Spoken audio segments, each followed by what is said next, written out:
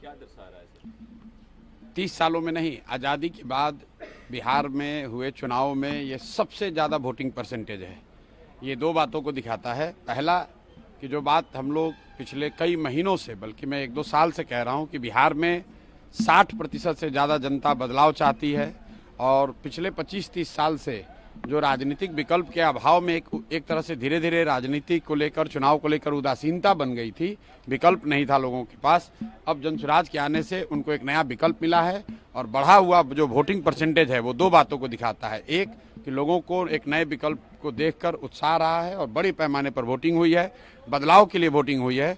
और दूसरी बात, जो बड़े प्रवासी मजदूर हैं जो बहुत बड़ी संख्या में छठ के बाद रुके हुए हैं, उन्होंने अपना और अपने परिजनों का, अपने मित्रों का जो वोट कराया है उसने सबको सरप्राइज किया है। और जितने लोग ये बैठे हुए थे कि महिलाओं को 10,000 पैसा मिल गया और उसी से हम लोग जीत जाएंगे, इन चुनाव में महिलाएं तो हैं ही, लेकिन महिलाओं से बढ़कर प्रवासी मजदूर एक्स फैक्टर है। इस चुनाव का एक्स फैक्टर प्रवासी मजदूर हैं। वो क्या कर रहे हैं, वो अपने दोस्तों, मित्रों, परिवार वालों से कैसे वोट करा रहे हैं, इसी से बिहार का चुनाव तय होगा। तो सर, जनसुराज कितना कॉन्फिडेंट है अपनी जीत को लेकर के? कितनी सीट? जनसुराज बिल्कुल कॉन्फिडेंट है कि 14 तारीख को आप देखेंगे इतिहास लिखा जाएगा। बड़े बड़े पंडित, कोई ये नहीं बता रहा था कि जनसुराज इस बार इतने बड़े पैमाने पर वोटिंग होगी। और ये आकलन लोग कर रहे हैं, 2 करोड़ 10 लाख से ज्यादा लोगों ने वोट करा है।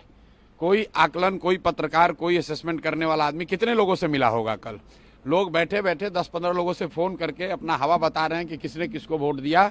किसी को जानकारी नहीं है। जब 14 तारीख को काउंटिंग होगी तभी पता चलेगा कि 2 करोड़ से ज्यादा लोगों ने किसको वोट दिया है सबसे ज्यादा मात्रा में। जो हम लोग देख रहे हैं कि जो प्रवासी मजदूर है वो बदलाव चाहते हैं और बहुत एग्रेसिव होकर उन लोगों ने वोटिंग किया और कराया है।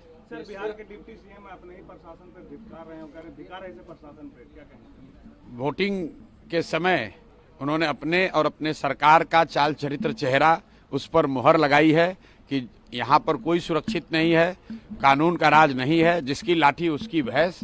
और जो बात यहाँ अभी तक पब्लिक झेल रही थी, चुनाव के दौरान नेता और मंत्री वो चीज झेल रहे हैं।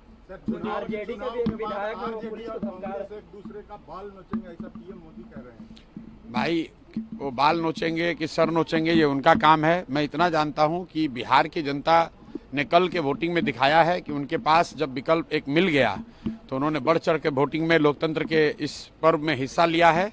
अब जो भी निर्णय जनता करती है, चुनाव में सिर्फ ये नहीं तय होता है कि कौन आदमी सत्ता में आएगा, चुनाव में ये भी तय होगा कि कौन विपक्षी भूमिका में होगा, कौन रोड पर आएगा, कौन समाज और रोड पर काम करेगा, इसकी ये भूमिका भी जनता तय करती है।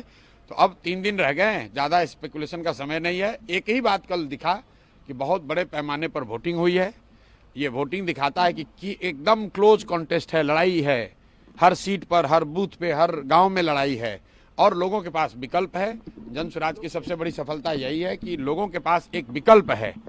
लालू के डर से नीतीश भाजपा और भाजपा के डर से लालू को वोट देने की जो मजबूरी थी, वो मजबूरी खत्म हो गई है।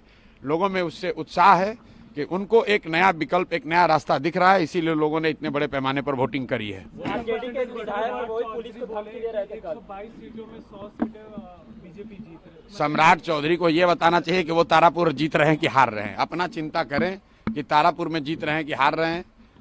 सम्राट चौधरी जैसे नेता कभी नीतीश कुमार को लेकर गए, कभी राजनाथ सिंह जी को लेकर गए, इतना डरे हुए हैं खुद चुनाव जीतने के लिए। अपने जितने एनडीए के बड़े नेता हैं सबका जाकर मीटिंग्स, रैली करा रहे हैं। अगर इतने ही कॉन्फिडेंट हैं तो बाकी लोगों को रैली कराने की क्या जरूरत थी? खुद ही जीत जाते, अपने काम के आधार पर जीत जाते। उन्होंने कहा है कि जो रोजगार के मुद्दे पे हैं, युवाओं ने बढ़ चढ़ के वोट दिया आरजेडी और गठबंधन। देखिए, तेजस्वी यादव कब कॉन्फिडेंट नहीं थे कि कल कॉन्फिडेंट दिखे आपको? ये लोग तो चुनाव के 6 महीना पहले, साल भर पहले ही कॉन्फिडेंट है कि हम ही मुख्यमंत्री बनेंगे। तो ऐसे लोग जिनको अपनी कोई जानकारी है नहीं, जमीन पर घर से बाहर निकले, पार्टी के दम पर, जाति के दम पर या भाजपा विरोध के नाम पर भीड़ इकट्ठा हुई, गए 2 मिनट भाषण वाषण किया, घर पर चले आए। उनको क्या जानकारी है कि गांव में निचले स्तर पर क्या बात हो रही है? आप मुझे, जितने पत्रकार लोग हैं, ये बताइए कि किसी मीडिया चैनल ने, किसी पत्रकार ने, किसी राजनीतिक विशेषज्ञ ने, किसी पार्टी ने अगर ये कहा हो, किसी नेता ने कहा हो कि बिहार में इस बार अप्रत्याशित वोटिंग होने वाली है? किसी ने नहीं कहा है। और ऐसा नहीं है कि महिलाओं का वोटिंग ज्यादा हुआ है। पहली बार बिहार में युवाओं की वोटिंग सबसे ज्यादा हुई है, सबसे ज्यादा एग्रेसिव होकर युवा वोट किया है। तो अगर युवा वोट कर रहा है तो अपने भविष्य के लिए वोट कर रहा है, बिहार में बदलाव के लिए वोट कर रहा है, बेहतरी के लिए वोट कर रहा है। स्टेटस को के लिए इतना बड़ा वोट पड़ना यूजुअली संभव नहीं है। एक दो अपवाद हो सकते हैं, लेकिन जहां कहीं भी पिछले 20 वर्ष में इस तरह से बढ़ चढ़कर वोटिंग हुई है, वहां इनकम्बेंट पार्टियों को, सरकार को खामियाजा